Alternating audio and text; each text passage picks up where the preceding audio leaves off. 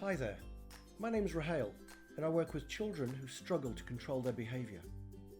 They have these problems because they find it difficult to control their emotions.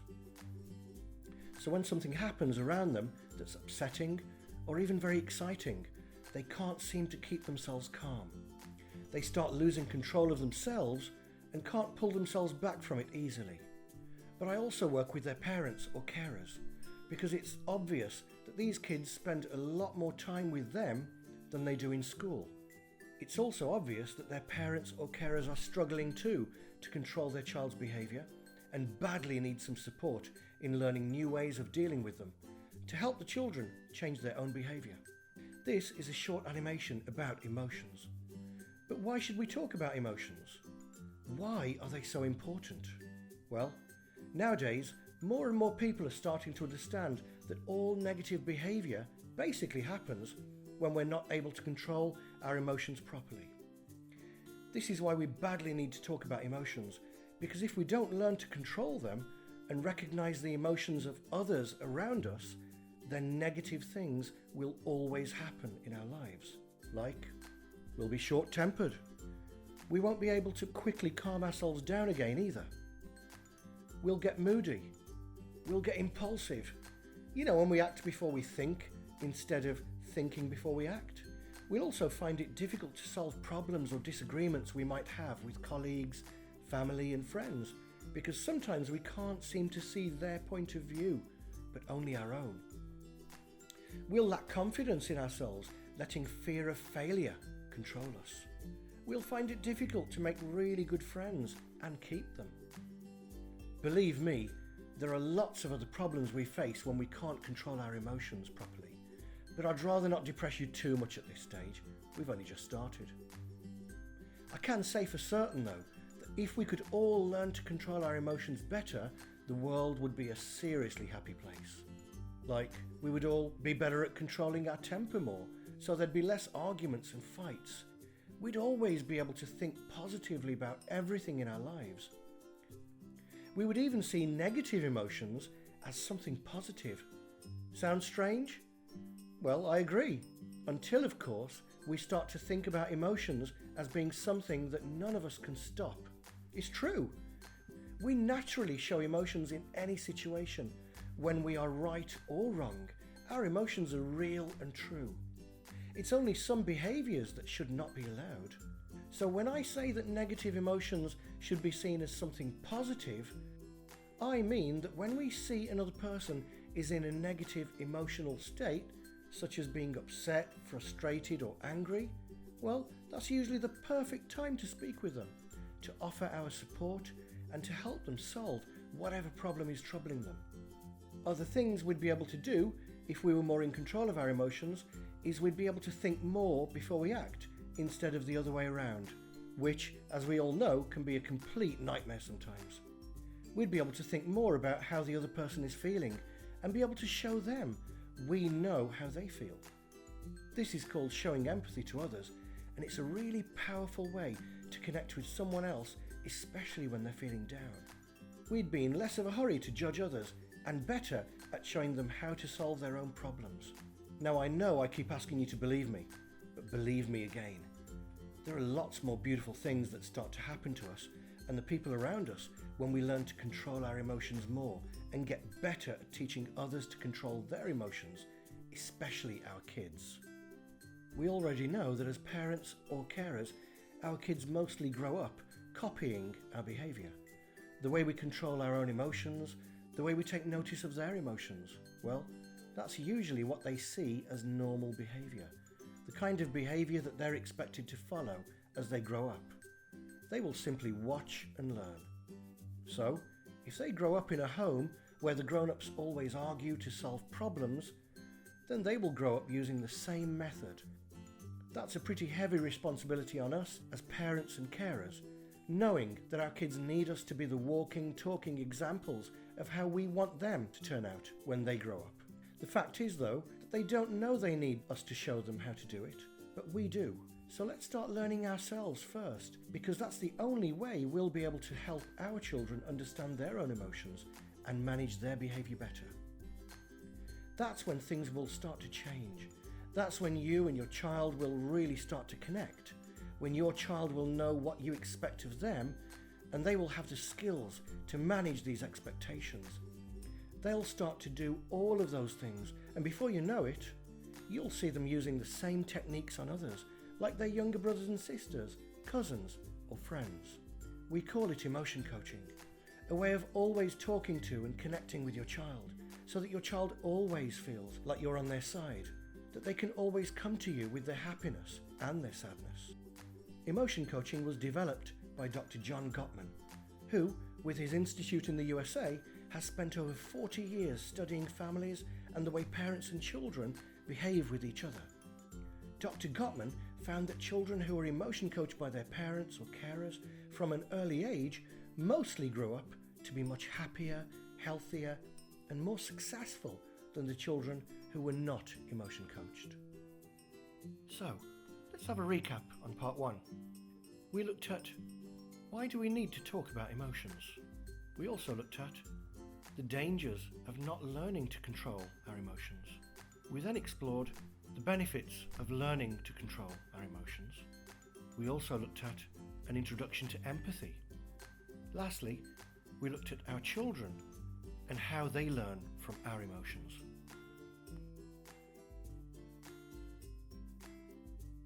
But to become a good emotion coach for your kids, you've got to learn how to feel what your child is feeling.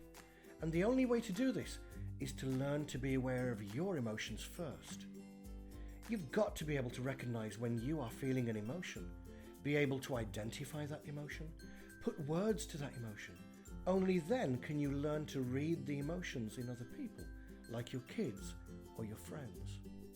Now, before we look at how to emotion coach, let's look for a minute at how our brains work as we grow, because we might get a clearer idea about how we develop our emotions and how we are all affected by what happens around us. We'll also be able to see how we actually all affect each other's emotional development. Experts say that even before we are born, we're listening to the world around us.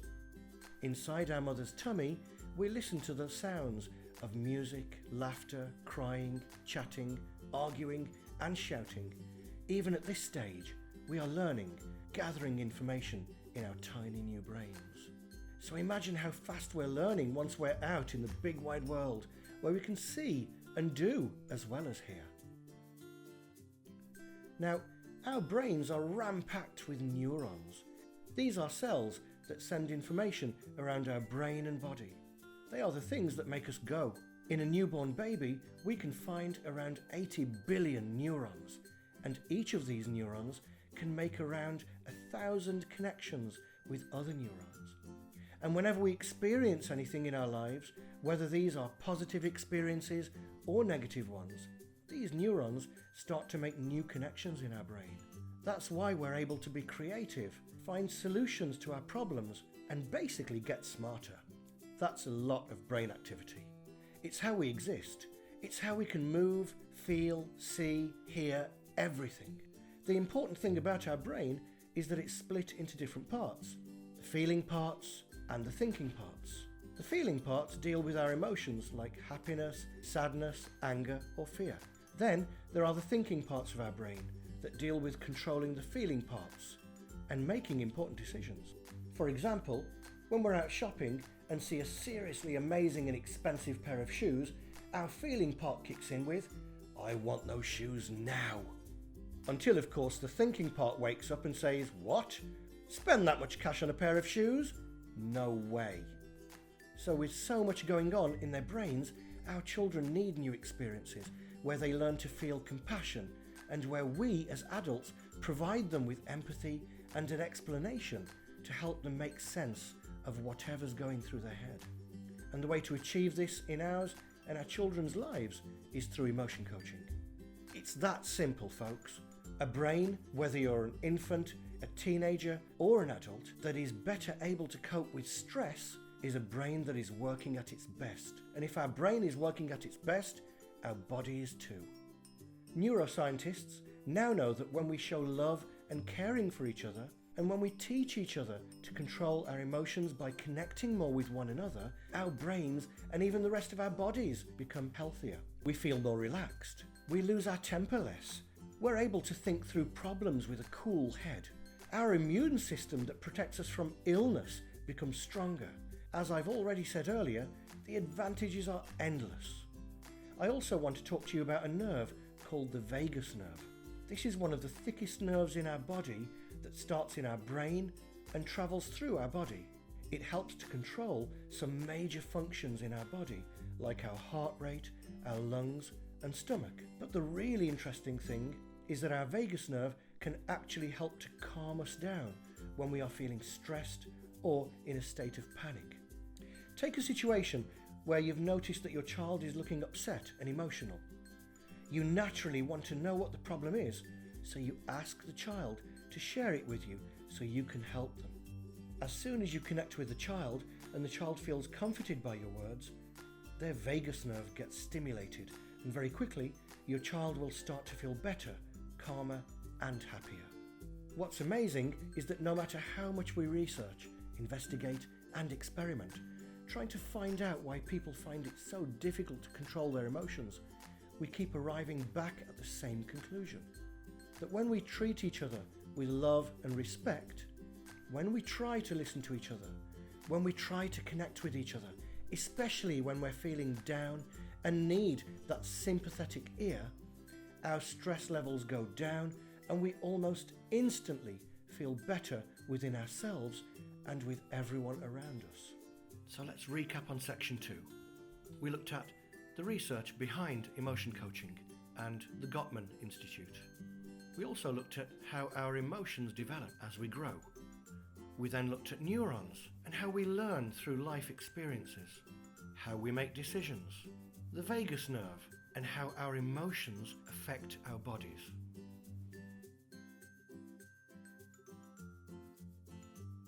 Right, I've given you some clues on how we emotion coach, but now I'm going to talk you through each of the steps. You'll be amazed at how simple it is to do because, as Dr. Gottman says, most of us emotion coach anyway, without even realizing it. Number 1, awareness. This is simply when we notice that the child is looking emotional, that there's clearly something troubling them. Number 2, opportunity. Once you've noticed that they're in that state, you take the opportunity to connect with them. You might say, "You're looking a bit upset. Is anything troubling you?" Or, "I've noticed that you're not your usual happy self. Is there anything I can help you with?" Number 3, label. Help them to label their feelings. Now, we all know that sometimes children do not feel that they want to share their troubles with adults. Trying to connect with the child will help to encourage the child to trust you. If they're ready to talk, then when they start to tell you what the problem is, you can do a very powerful thing and help them find words to describe how they're feeling. You see, part of their confusion and their stress about how they feel is that they don't have the words in their heads to express exactly what they're feeling. So when you start to say things like, "That must have made you feel quite disappointed," or "I bet you felt a bit humiliated in that moment," the child starts to get a clearer idea of what they're going through, simply through putting words to their emotions. But there's another wonderful benefit of helping your child label their emotions, and that is that they instantly start to feel like you're on their side, that you're actually interested enough in their problem and care enough about their problem to want to help them solve it. Number 4, validate. This part is really an extension of the last one, where you want to show the child that even if they are in the wrong, their feelings and emotions have value. You can do this by showing empathy. Empathy is a little bit like sympathy, but so much deeper and more meaningful.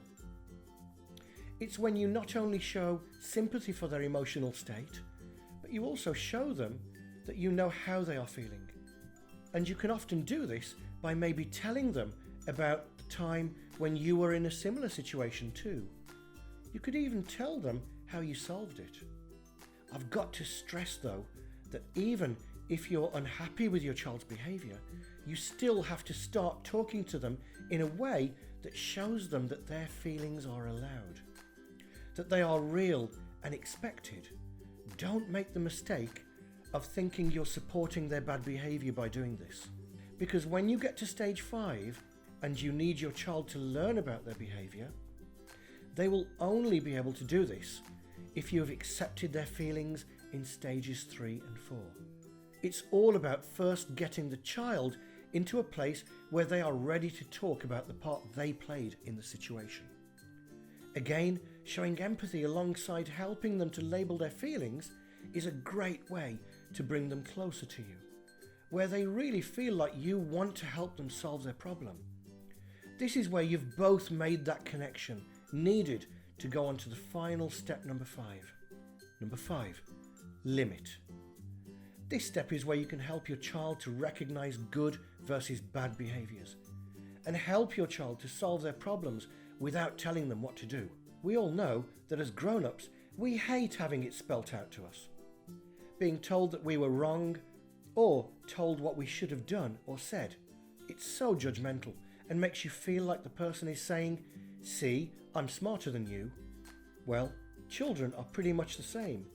They also feel like you're judging them if you just blurt out the solution to them, like, "Why didn't you say this or that?"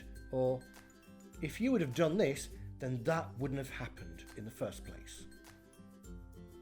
The problem with these responses from us as grown-ups is that we're not getting the child to think of the solution themselves.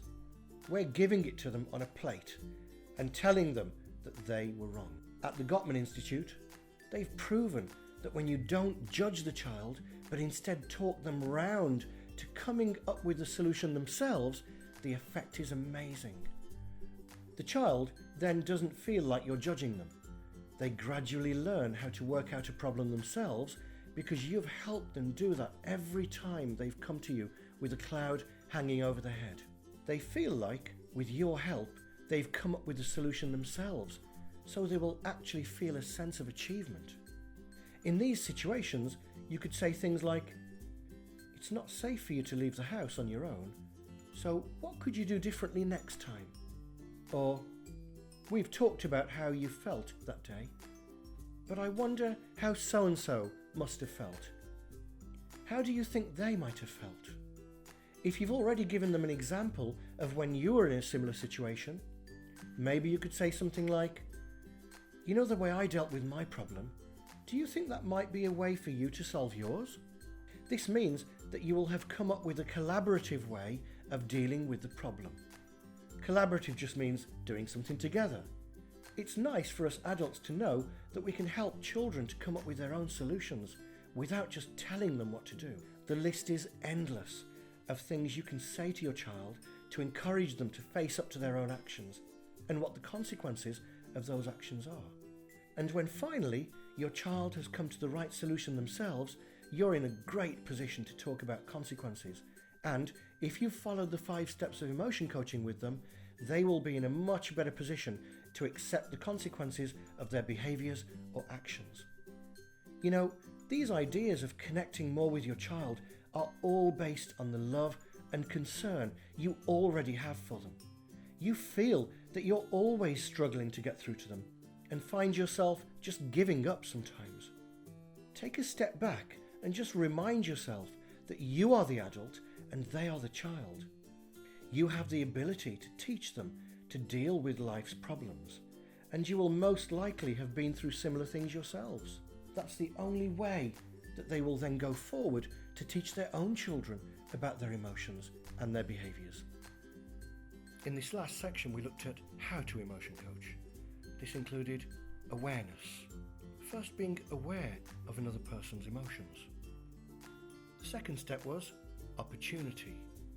We explored how we see this as an opportunity to connect with that person. The third step was label, helping the other person to put words to describe how they are feeling. The fourth step was validate, how we use empathy to show the other person that we know how they must be feeling. And lastly, the fifth step, limit, how we help the other person in a non-judgmental way to solve their problem themselves, and be prepared to accept the consequences of their actions. These 5 steps of emotion coaching have been proven to work through more than 4 decades of research. So all you have to do is try. I'm sure that emotion coaching will help you to stay calm, will help you connect with your child, will help your child recognise the differences between their feelings and their behaviours, and will help them manage their behaviours better in the future. Thanks for watching, and good luck.